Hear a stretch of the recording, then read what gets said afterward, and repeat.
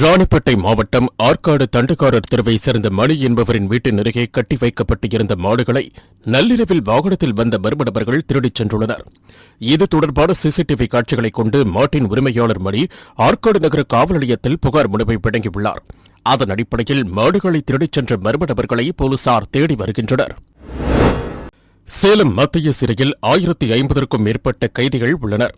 இதில் 200க்கும் மேற்பட்டவர்கள் போதைப் பழக்கத்திற்கு அடிமையானவர்கள். இந்நிலையில் அவர்களுக்கு விழிப்புணர்வு ஏற்படுத்தும் வகையில் போதைப்பொருள் தடுப்பு விழிப்புணர்வு பேரணி நடத்தப்பட்டது. இதில் பெற்ற பிள்ளைகளை தவிக்க விட்டு என் வாழ்வை சிறைக்கு தள்ளியது போதைதான் என்பது உள்ளிட்ட பல்வேறு வாசகங்கள் அடங்கிய விழிப்புணர்வு பதாகைகளுடன் 100 தண்டனை மற்றும் விசாரணை கைதிகள் அதிகாரிகளுடன் கலந்து கொண்டனர். பின்னர் இனிமேல் போதைப் பொருட்களை பயன்படுத்த மாட்டோம் என உறுதிமொழி எடுத்துக் கொண்டனர். இந்த விழிப்புணர்வு நிகழ்ச்சியில் சிறை மருத்துவர்கள் மற்றும் காவலர்கள் உள்ளிட்டோர் கலந்து கொண்டனர். பக்ரீத் பண்டிகையை முன்னிட்டு தூத்துக்குடியில் உள்ள மஹிஜத் ரஹ்மான் தொழுகை திடலில் சிறப்பு தொழுகை நடைபெற்றது. இந்நிகழ்ச்சியில் நூற்றுக்கணக்கான இஸ்லாமியர்கள் கலந்து கொண்டு உலக அமைதி வேண்டியும் பாலஸ்தீனத்தில் பாதிக்கப்பட்ட மக்களுக்காகவும் போர் நிறுத்தம் வேண்டியும் சிறப்பு தொழுகையில் ஈடுபட்டனர். பின்னர் ஒருவருக்கொருவர் ஆறத் தழுவி வாழ்த்து தெரிவித்துக் கொண்டனர். இதனைத் தொடர்ந்து இஸ்லாமியர்கள் தங்கள் வீடுகளுக்கு சென்று ஆடுகளை பலியிட்டு குர்பானி வழங்கினர். இன்று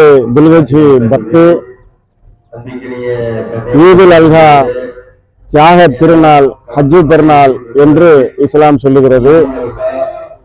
இறை தூதர் இப்ராஹிம் அவர்களுக்கு சாந்தி உண்டாகட்டுமாக, அவர்களை போற்றும் விதமாக அல்லாஹ் இந்த ஈதுல் அல்ஹா பெருநாளை அறிவித்திருக்கிறான்.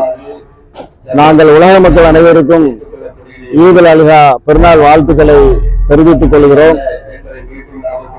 உலக மக்களுக்கு, உலக நாடுகளுக்கு நாங்கள் கேட்டுக்கொள்வது, உலகமெல்லாம் மகிழ்ச்சியாக கொண்டாடி வரும் இந்த நேரத்தில் பாலஸ்தீன மக்கள் போரினால் மிகவும் துன்பத்திலே, துயரத்திலே இருக்கிறார்கள். அந்த போரை நிறுத்த வேண்டும், அவர்களுக்கு மன அமைதியையும் நிம்மதியும் மகிழ்ச்சியையும் தர வேண்டும் என்று ஹஜ்ஜு பெருநாள் என்று உலக மக்களுக்கும் உலக நாடுகளுக்கும் நாங்கள் கேட்டுக்கொள்கிறோம். திண்டுக்கல் மாவட்டம் நத்தத்தை சேர்ந்தவர் அசோக். இவர் மதுரை யாதவா கல்லூரியில் 1ஆம் ஆண்டு படித்து வந்தார். இந்நிலையில் விடுமுறை என்பதால் காரைக்குடி அருகே உள்ள தனியார் ஆலையில் விறகு பிடிக்கும் வேலைக்கு சென்றுள்ளார். அப்போது சக தொழிலாளர்களுடன் கோவிலூரில் உள்ள கோவில் குளத்தில் குளித்துக் கொண்டிருந்த போது குளத்தில் மூழ்கி உயிரிழந்தார். இதனையடுத்து சக தொழிலாளர்கள் தீயணைப்புத் துறையினருக்கு தகவல் தெரிவித்தனர். அதன் பெயரில் சம்பவ இடத்திற்கு வந்த தீயணைப்பு வீரர்கள் 3 மணி நேர போராட்டத்திற்கு பின்பு அசோக்கின் உடலை மீட்டனர். மேலும் இதுகுறித்து குன்றக்குடி போலீசார் வழக்குப்பதிவு செய்து விசாரணை மேற்கொண்டு வருகின்றனர். நீட் தேர்வு மதிப்பெண்ணில் முறைகேடு நடைபெற்றதை கண்டித்து திண்டுக்கல் மாவட்டத்தில் காங்கிரஸ் கட்சியினர் கையில் தீப்பந்தம் ஏந்தி கண்டன ஆர்ப்பாட்டம் நடத்தினர். இந்த ஆர்ப்பாட்டத்தில் காங்கிரஸ் மாநகர மாவட்ட தலைவர் துரை மணிகண்டன் கலந்து கொண்டு மோடி அரசாங்கம் நீட் தேர்வில் மெகா மோசடி செய்துள்ளது என்றும், குஜராத்தில்தான் அதிக அளவு மோசடி நடந்துள்ளதாகவும், பாஜக அரசாங்கம் நெடுநாள் நீடிக்காது என்றும், மக்களை ஏமாற்றும் செயல் பலிக்காது என்றும் தெரிவித்தார். இந்த ஆர்ப்பாட்டத்தில் ஏராளமான காங்கிரசார் கலந்து கொண்டு கண்டன கோஷங்களை எழுப்பினர். நாமக்கல் மாவட்டம் ராசிபுரம் வட்டாட்சியர் அலுவலகத்தில் பொது விநியோக திட்டம் மக்கள் குறைதீர் நாள் முகாம் நடைபெற்றதையொட்டி மாவட்ட ஆட்சியர் உமா ஆய்வு மேற்கொண்டார். இந்த பொது விநியோக திட்டத்தின் மூலம் பெயர் சேர்த்தல், பெயர் நீக்கல், பெயர் திருத்தம், புதிய குடும்ப அட்டை கோருதல், கைபேசி எண் பதிவு மற்றும் பொது விநியோக கடைகளின் செயல்பாடுகள் குறித்த புகார்களை நுகர்வோர் பாதுகாப்பு சட்டம் 2019 படி மேற்கொள்ள வேண்டும் உள்ளிட்டவைகள் முகாமில் நடைபெற்றது. சென்னை திருச்சனாங்குப்பம் பகுதியைச் சேர்ந்தவர் கார்த்திக். இவர் கடந்த 10ஆம் தேதி 5 பேருடன் ஃபைபர் படகில் மீன்பிடிக்க கடலுக்கு சென்றுள்ளார். அப்போது எதிர்பாராமல் வீசிய காற்றால் கடலில் விழுந்துள்ளார். இந்நிலையில் அவருடன் இருந்த அவரது தம்பி மற்றும் சக மீனவர்கள் அவரை தேடியும் கிடைக்காததால் மீஞ்சூர் காவல் நிலையத்தில் புகார் அளித்ததுடன் மீன்வளத்துறை அதிகாரிகளுக்கும் தகவல் தெரிவித்துள்ளனர். அதன் பெயரில் அதிகாரிகள் மற்றும் போலீசார் அவரை தேடி வந்த நிலையில் கடலுக்கு சென்ற மகன் 6 நாட்கள் ஆகியும் கிடைக்காததால் அவரை கண்டுபிடித்து தர வேண்டும் என அவரது தாய் தமிழக அரசிற்கு கோரிக்கை விடுத்துள்ளார். கடலுக்கு மீன் பிடிக்க போனா பையன் அலட்சி விழுந்தான், தேடுறாங்க கிடைக்கல. 6 நாள், அன்னியோட 6 நாள் ஆகுது. நீங்க ஏன்னா உதவி பண்ணி பிள்ளைய கண்டுபிடிச்சு கொடுத்துருங்க. 10ஆம் தேதி காலையில் 6:30 மணிக்கு போனான். மணி 7:30 மணிக்கெல்லாம் செய்தி வருது பிள்ளை உண்டுச்சுன்ட்டு. தொழில் போனா கடலுக்கு தொழில் போனா எத்தனை பேர் பாத்துக்கிறாங்க. முடியல கொஞ்ச நேரத்துக்குள்ள காலம் அவர் ஆளக்கான. பேர் அவர் வயசு வயசு 32. கார்த்திக். புதுக்கோட்டை மாவட்டம் மருந்தாங்கி பேருந்து நிலையத்தில் நின்று கொண்டிருந்த தனியார் பேருந்தை கிடங்கி வயல் பகுதியைச் சேர்ந்த இளைஞர் ஒருவர் போதையில் பேருந்து நிலையத்தில் இருந்து கட்டுமாவடி முடக்கம் வழியாக ஓட்டிச் சென்று எல்என்புரம் பகுதியில் நின்று கொண்டிருந்த கார் மற்றும் உணவக கடை மீது மோதி விபத்து ஏற்படுத்தியுள்ளார். இதனையடுத்து அருகில் இருந்தவர்கள் உடனடியாக பேருந்தை இயக்கிய நபரை பிடித்து விசாரணை நடத்தினர். அதில் அந்த இளைஞர் ஆவுடையார் கோவில் கிடங்கி வயல் பகுதியைச் சேர்ந்த ரகு என்பது தெரியவந்தது. மேலும் அவரிடம் விசாரணை செய்ததில் சாவியை பேருந்திலேயே வைத்ததால் தனக்கு பேருந்து ஓட்ட ஆசையாக இருந்ததாக கூறியுள்ளார். பின்னர் இதுகுறித்து அளிக்கப்பட்ட தகவலின் பெயரில் சம்பவ இடத்திற்கு சென்ற அறந்தாங்கி காவல்துறையினர் மது போதையில் இருந்த நபரை அழைத்து சென்று விசாரணை மேற்கொண்டு வருகின்றனர். சென்னை தண்டையார்பேட்டையில் நாட்டிய பள்ளி நடத்தி வரும் பெண்ணிடம் ராயபுரத்தைச் சேர்ந்த யாழ் ராஜ்குமார் என்பவர் தான் பத்திரிகையாளர் என்று அறிமுகமாகியுள்ளார். இந்நிலையில் அப்பெண்ணிடம் நாட்டிய பள்ளி பற்றி கட்டுரை எழுதப் போவதாகவும் நாட்டிய பள்ளி நிகழ்ச்சிகளை படம் பிடித்து விளம்பரப்படுத்த உள்ளதாகவும் கூறி பழகியுள்ளார். இது தொடர்பாக ராஜ்குமார் நாட்டிய பள்ளிக்கு அடிக்கடி சென்று விவரங்கள் பெற்று புகைப்படங்கள் எடுத்துள்ளார். இந்நிலையில் நாளடைவில் ராஜ்குமாரின் நடவடிக்கைகளில் சந்தேகம் ஏற்பட்டதால் நடன ஆசிரியர் கண்டித்துள்ளார். இதனால் ஆத்திரமடைந்த ராஜ்குமார் நாட்டிய பள்ளியில் நடன ஆசிரியர் உடன் சேர்ந்து எடுத்துக்கொண்ட புகைப்படங்களை தவறாக சித்தரித்து அவரது கணவருக்கு அனுப்பியும் தொல்லை கொடுத்துள்ளார். பின்னர் இதுகுறித்து நடன ஆசிரியர் தண்டையார்பேட்டை அனைத்து மகளிர் காவல் நிலையத்தில் புகார் அளித்துள்ளார். அதன் பெயரில் போலீசார் பெண்கள் வன்கொடுமை தடுப்பு சட்டம் உள்ளிட்ட பிரிவுகளின் கீழ் வழக்கு பதிவு செய்து ராஜ்குமாரை கைது செய்து அவரிடம் இருந்த செல்போனையும் பறிமுதல் செய்து விசாரணை மேற்கொண்டு வருகின்றனர். சென்னை புதுவண்ணாரப்பேட்டை டோல்கேட் விரைவு சாலையில் அதிகாலை தெருநாய் ஒன்று சாலையின் ஓரம் இங்கும் அங்குமாய் குறைத்தபடி சுற்றிக் கொண்டிருந்துள்ளது. அப்போது வழியாக வந்த தனியார் தொலைக்காட்சி நிருபர் நவநீத கிருஷ்ணன் நாயை பார்த்தபோது நாய் பிளாஸ்டிக் டப்பாவில் தனது முகத்தையும் தலையையும் விட்டு மாட்டிக்கொண்டு முற்றுவிட முடியாமல் வெளியே வர முடியாதபடி தவித்துக் கொண்டிருந்துள்ளது. இதனையடுத்து நிருபர் டப்பாவை அகற்ற அருகில் சென்றபோது நாய் முரண்டு பிடித்துள்ளது. பின்னர் ஒரு கட்டத்தில் அடங்கிப் போக நிருபர் லாவகமாக டப்பாவை கழிச்சினார். இதனையடுத்து அவரை சுற்றி வாலாட்டியபடியே வந்த நாய் நன்றி சொல்லும் விதமாக செய்தது. போங்கண்ணா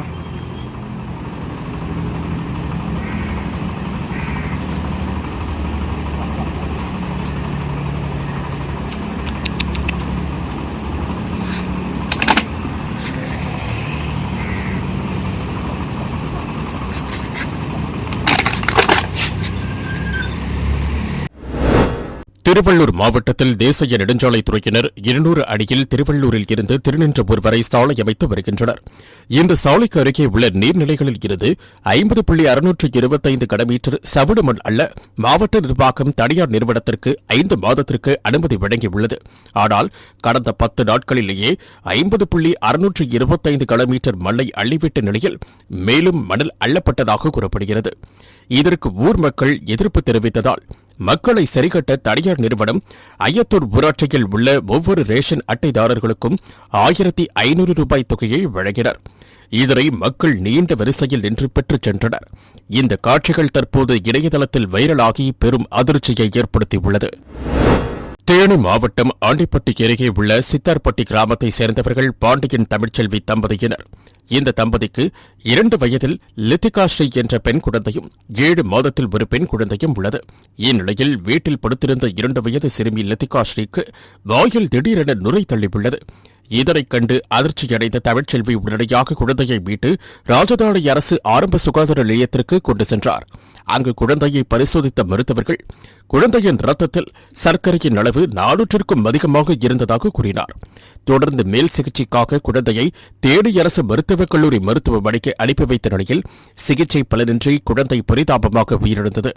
சர்க்கரை நோயால் 2 வயது பெண் குழந்தை பாதிக்கப்பட்டு உயிரிழந்த சம்பவம் அப்பகுதி மக்கள் இடையே பெரும் அதிர்ச்சியையும் சோகத்தையும் ஏற்படுத்தியுள்ளது.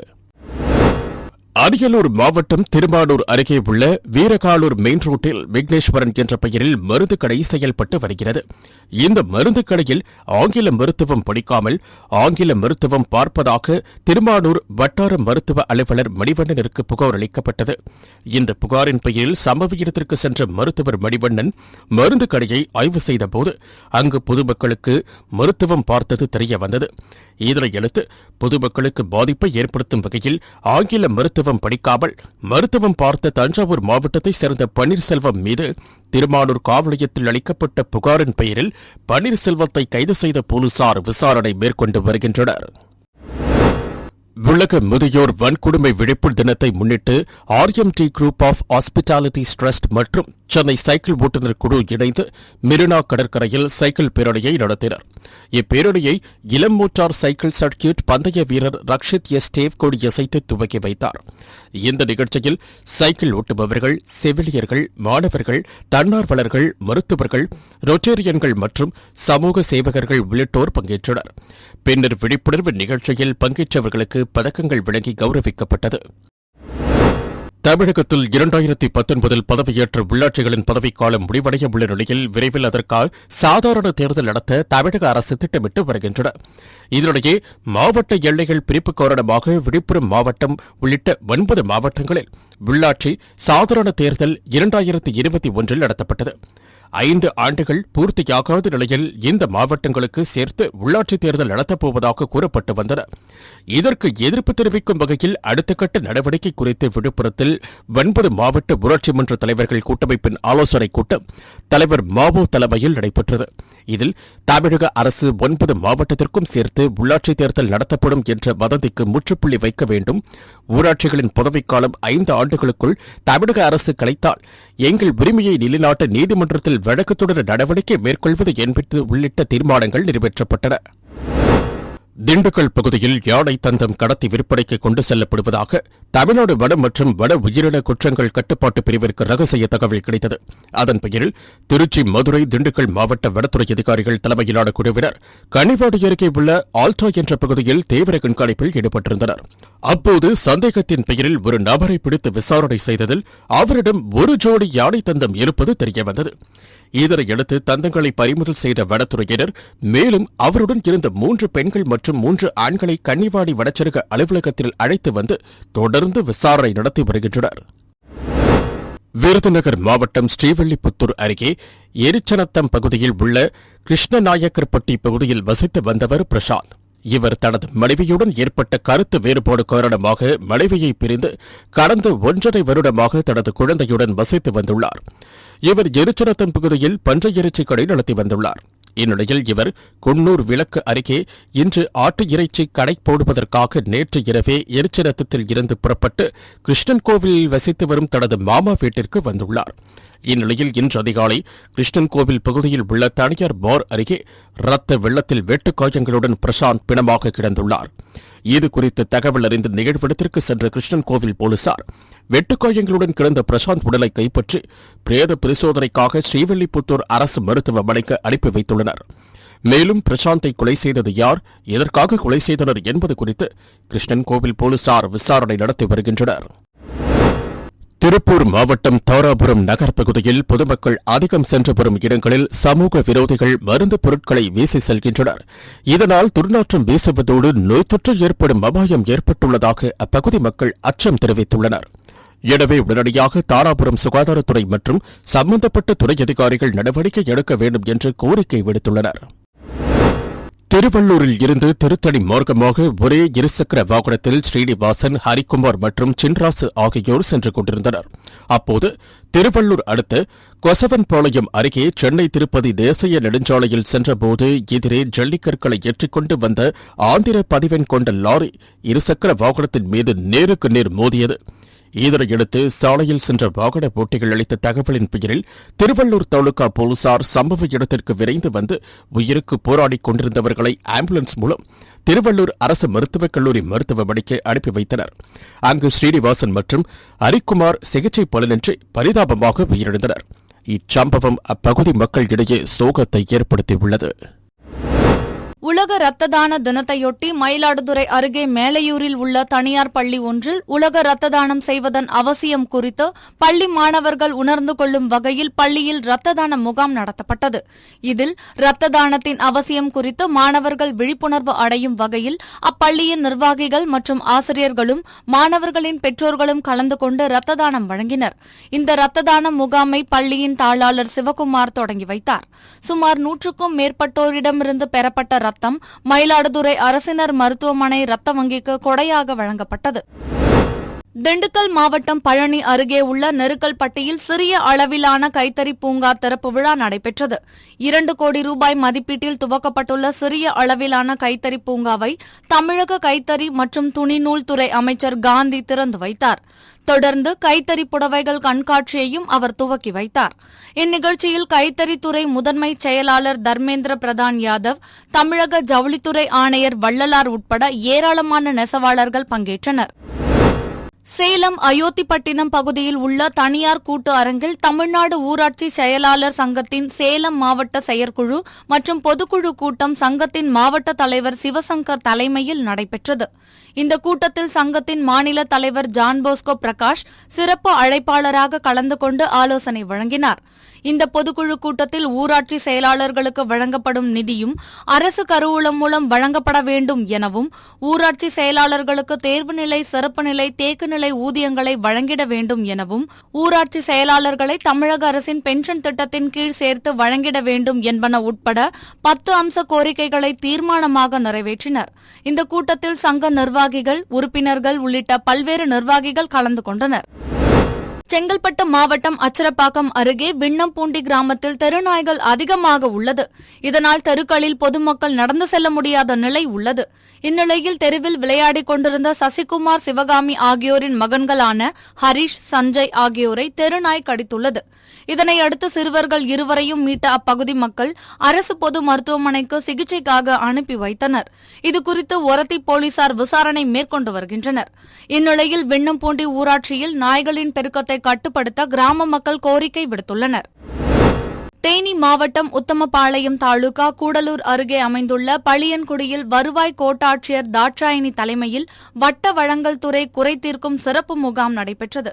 இதில் பளியன்குடியைச் சேர்ந்த 50க்கும் மேற்பட்ட பொதுமக்கள் கலந்து கொண்டனர்.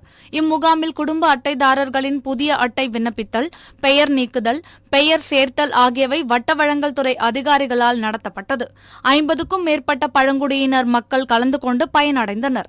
பழங்குடியின மக்கள் சிறப்பு முகாமில் 1 மாதத்தில் புதிய குடும்ப அட்டை விண்ணப்பித்தவர்களுக்கு குடும்ப அட்டை வழங்கப்படும் என உத்தமபாளையம் வட்ட வழங்கல் துறை அதிகாரிகள் தெரிவித்தனர். அதனைத் தொடர்ந்து பழங்குடியின மக்களின் இருப்பிட பகுதிகளுக்கு சென்று ஆய்வு செய்த வருவாய் கோட்டாட்சியர் மக்களின் அடிப்படை வசதிகள் குறித்து விரைந்து நடவடிக்கை எடுப்பதாக உறுதியளித்தார். மயிலாடுதுறை மாவட்டம் சீர்காழி தாலுகா கதிராமங்கலம் ஊராட்சியை வைத்தீஸ்வரன் கோயில் பேரூராட்சியுடன் இணைக்க மாவட்ட நிர்வாகம் நடவடிக்கை எடுத்து வருவதாக கூறப்படுகிறது. கதிராமங்கல கிராம தலைவர் கலியமூர்த்தி தலைமையில் சீர்காழி சட்டமன்ற உறுப்பினர் பன்னீர்செல்வம், விடுதலை சிறுத்தைகள் கட்சியின் முன்னாள் மாவட்ட தலைவர் ரவிச்சந்திரன் உள்ளிட்டோர் முன்னிலையில் கிராம மக்கள் 200க்கும் மேற்பட்டோர் ஒன்று கூடி மயிலாடுதுறை மாவட்ட ஆட்சியர் அலுவலகத்திற்கு வந்து கதிராமங்கலம் ஊராட்சியை வைத்தீஸ்வரன் கோயில் பேரூராட்சியுடன் இணைக்க எதிர்ப்பு தெரிவித்து மாவட்ட ஆட்சியர் மகாபாரதியிடம் மனு அளித்தனர். அதில் தங்கள் பகுதியை பேரூராட்சியுடன் இணைத்தால் 100 நாள் வேலை திட்டத்தில் பயனடையும் ஏழை எளிய மக்கள் பாதிப்படைவார்கள் என்றும், குடிநீர், வீட்டு வரி உள்ளிட்ட பல்வேறு வரிகள் அதிகரிக்கும் சூழல் இருப்பதாகவும் அவர்கள் வேதனை தெரிவித்தனர். இதனையடுத்து கதிராமங்கலம் ஊராட்சியை பேரூராட்சியுடன் இணைப்பதற்கான எந்த பணிகளும் நடைபெறவில்லை என்றும், இதுபோன்ற திட்டம் எதுவும் செயல்படுத்தவில்லை எனவும் ஆட்சியர் விளக்கம் அளித்ததால் அவர்கள் கலைந்து சென்றனர்.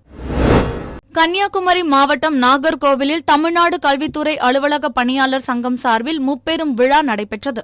இந்த விழாவில் 500க்கும் மேற்பட்ட கல்வித்துறை அலுவலக பணியாளர்கள் குடும்பத்துடன் கலந்து கொண்டனர். இதில் கன்னியாகுமரி மாவட்டத்தில் ஏற்கனவே இருந்து வந்த தக்கலை மாவட்ட கல்வி அலுவலகத்தை மீண்டும் கொண்டுவர வேண்டும் எனவும், பணியாளர்களின் வேலை பளுவினை குறைத்திட நடவடிக்கை எடுக்க வேண்டும் எனவும், இரவு காவலர் மற்றும் தூய்மை பணியாளர் பணியிடங்களை நிரப்ப வேண்டும் உள்ளிட்ட 24 தீர்மானங்கள் நிறைவேற்றப்பட்டது. தேனி மாவட்டம் ஆண்டிப்பட்டி அருகே உள்ள மலையடிவார கிராமம் ஏத்த கோவிலில் 20க்கும் மேற்பட்ட பழங்குடியின குடும்பங்கள் வசித்து வருகின்றனர். இவர்களுக்கு கடந்த 10 ஆண்டுகளுக்கும் மேலாக ஜாதிச் சான்று வழங்காமல் இருந்து வருவதாக கூறப்படுகிறது. இதனால் இங்கு படிக்கும் குழந்தைகள் பள்ளி படிப்பு முடித்து உயர்கல்வி செல்வதிலும் அரசு நலத்திட்டங்கள் பெறுவதிலும் வேலைவாய்ப்புக்கு செல்வதிலும் தடங்கள் இருந்து வருகிறது. இங்கு வசிக்கும் கருப்பசாமி என்பவரது மகள் 12ஆம் வகுப்பு முடித்து உயர்கல்விக்கு செல்வதற்கு ஜாதிச் சான்று கோரி கடந்த சில மாதங்களுக்கு முன்பாக ஆண்டிப்பட்டி வருவாய்த்துறை அலுவலகத்தில் விண்ணப்பித்துள்ளார். பின்னர் அவருக்கு சாதி சான்றிதழ் கிடைக்காததால் அவர் ஆண்டிப்பட்டி கிராம நிர்வாக அலுவலர், வருவாய் ஆய்வாளர், வட்டாட்சியர், மாவட்ட ஆட்சியர் என அனைவரிடமும் புகார் அளித்தும் இதுவரை எந்த நடவடிக்கையும் எடுக்காததால் ஆத்திரமடைந்த கருப்பசாமி தனது மகள் மற்றும் மனைவி குடும்பத்தினருடன் வந்து ஆண்டிப்பட்டி கிராம நிர்வாக அலுவலர் அலுவலகம் வந்து கிராம நிர்வாக அலுவலரிடம் வாக்குவாதத்தில் ஈடுபட்டதால் அங்கு பரபரப்பு ஏற்பட்டது. திருச்சி சத்திரம் பேருந்து நிலையம் புதிதாக கட்டப்பட்டு சுமார் 35 கடைகள் வாடகைக்கு விடப்பட்டது. இந்த கடைகளில் 20 கடைக்காரர்கள் 3 மாதம் முதல் 18 மாதம் வரை வாடகை செலுத்தாமல் உள்ளதாக கூறப்படுகிறது. இவர்களுக்கு அதிகாரிகள் உரிய நோட்டீஸ் அனுப்பியும் இதுவரை வாடகை செலுத்தாததால் மாநகராட்சி உதவி செயற்பொறியாளர் கிருஷ்ணமூர்த்தி, இளநிலை பொறியாளர்கள் மதன்குமார், ராஜேந்திரன், ஸ்ரீரங்கம் வருவாய் கோட்ட உதவி அலுவலர் குமரேஷ் ஆகியோர் கடைகளுக்கு நேரில் சென்று பூட்டு போட்டனர். மேலும் அப்பகுதி ஆக்கிரமிக்கப்பட்டு உள்ள கடைகளையும் அகற்றினர். இதனால் அங்கு பரபரப்பு ஏற்பட்டது. புதுச்சேரி கடற்கரை சாலையில் 300 ஆண்டுகள் பழமையான நகராட்சி கட்டிடம் 14 கோடி ரூபாயில் பழமை மாறாமல் கட்டப்பட்டு பயன்பாட்டுக்கு வந்துள்ளது. இதனிடையே கட்டுமான பணி உள்ளிட்டவைகள் குறித்து ஆளுநர் CP ராதாகிருஷ்ணன் ஆய்வு மேற்கொண்டார். தொடர்ந்து பழைய துறைமுக திடலில் 5.5 கோடி ரூபாயில் கட்டப்பட்டுள்ள கலை கலாச்சார மையத்தையும் பார்வையிட்டார். அப்போது மின்சார இணைப்பு இன்னும் வழங்கப்படாதது குறித்து அதிகாரிகளிடம் அரசின் பணம் வீணாகாமல் பார்த்துக் கொள்ள வேண்டும் என அறிவுறுத்தினார்.